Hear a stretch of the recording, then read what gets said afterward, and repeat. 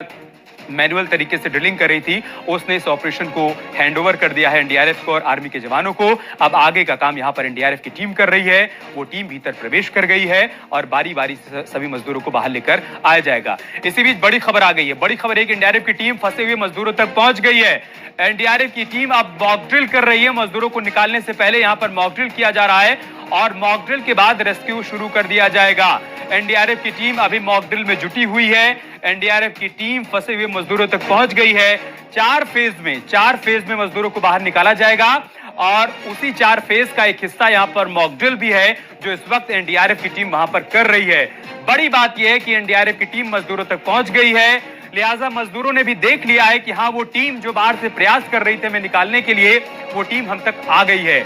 हम इस वक्त उन मजदूरों का चेहरा नहीं देख पा रहे हैं, लेकिन हम कल्पना कर सकते हैं कि उनके चेहरे पर सुकून के क्या भाव होंगे इस वक्त एनडीआरएफ के उन जवानों को देखकर। वो उनको देवदूत नजर आ रहे होंगे। तो बड़ी बात यह है कि यहाँ पर मॉक ड्रिल शुरू हो गई है। पाइप नवयुगा ने बहुत अच्छी तरीके से, बहुत ही ज़्यादा अच्छी तरीके से और बहुत ही स्ट्रेटेजिकली एंड बहुत ही टेक्निकली साउंड वहाँ पे लोग हैं, उन्होंने ये सारी ऑपरेशंस को थ्रू कर दिया है विदाउट एनी हर्डल। कल रात से लेके आज सुबह तक उन्होंने धीरे धीरे बिना कोई जल्दी दिखाए हुए समझदारी से पूरी पाइप पुश करके ब्रेक थ्रू अचीव कर लिया है। ब्रेक थ्रू अचीव कर चुके हैं। क्या आर पार हो गया है? आर पार हो चुका है, ब्रेक थ्रू अचीव हो चुका है। अच्छा, तो क्या रेस्क्यू ऑपरेशन का काम शुरू हो चुका है? रेस्क्यू ऑपरेशन का काम चालू हो गया। रेस्क्यू ऑपरेशन में कम से कम नहीं तो 3 से 4 फेजेस होते हैं। वो पहले एक मॉक ड्रिल होती है, मॉक ड्रिल के बाद में जितना भी आपका अंदर लोग होते हैं उन अंदर लोगों को मॉक ड्रिल दी जाती है, उनका सिचुएशन देखी जाती है। एनडीआरएफ की टीम अंदर जा चुकी है। उसके बाद में जैसे ही वो अंदर आएंगे, जैसे ही पहला रैंप बन जाएगा ऊपर तक जाने का, फिर वहां से लेके आ जाएंगे उनको बाहर। एनडीआरएफ की टीम वहां पहुंचते ही सबसे पहला काम करती है रैंप बनाने का। चूंकि पाइप जहां तक पहुंचा है उसके आगे ढलान होगा और उस ढलान से मजदूरों को लेकर आना है, लिहाजा वहां एक रैंप बनाया जाएगा और उसके बाद ही मजदूरों को वहां से बाहर निकालने की कवायद शुरू की जाएगी। लेकिन पहला फेज, वहां पाइप डालने के बाद मजदूरों को निकालने का जो पहला फेज है वह है मॉक ड्रिल का। मॉक ड्रिल की जा रही है। एक विशेष प्रकार का स्ट्रेचर तैयार किया गया, उस स्ट्रेचर के जरिए यहां पर एनडीआरएफ की टीम मॉक ड्रिल कर रही है कि कैसे एनडीआरएफ का एक जवान एक मजदूर को लेकर बाहर आएगा, उसके लिए यहां पर मॉक ड्रिल की जा रही है। और अभी हमने आपको आधिकारिक बाइट भी सुना दी। ये वो टीम है जो कल शाम 5 बजे से लगातार पाइप को मैनुअल तरीके से भीतर डालने का प्रयास कर रही थी और उनका कहना था कि हमने बहुत सेफली हमने इस काम को अंजाम दिया, क्योंकि हमको मालूम था कि थोड़ी सी भी चूक चुनौती को यहां पर बढ़ा सकती है। और कल जब प्रेस कॉन्फ्रेंस की गई थी देर शाम, तो यही बताया गया था अधिकारियों की तरफ से कि ये वाला प्रोसेस थोड़ा स्लो है लेकिन श्योर है। सबको मालूम था कि हम उन मजदूरों तक पहुंच जाएंगे, उनको निकाल लेंगे।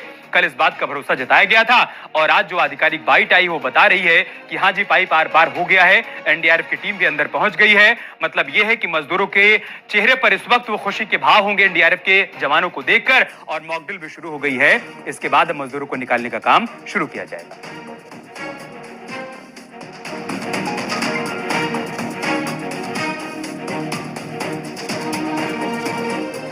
और बार बार एक बात हम आपके सामने रख रहे हैं, ये हमारे लिए सिर्फ एक खबर नहीं थी, ये हमारे लिए एक मिशन था। ये हमारे लिए मिशन था जिंदगियों को बचाने का।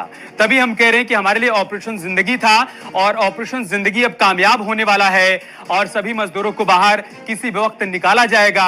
इस खबर की सबसे सटीक जानकारी 12 नवंबर से लगातार हम आप तक पहुंचा रहे हैं। उसका कारण यह है कि हमने इसको एक मिशन बना लिया था।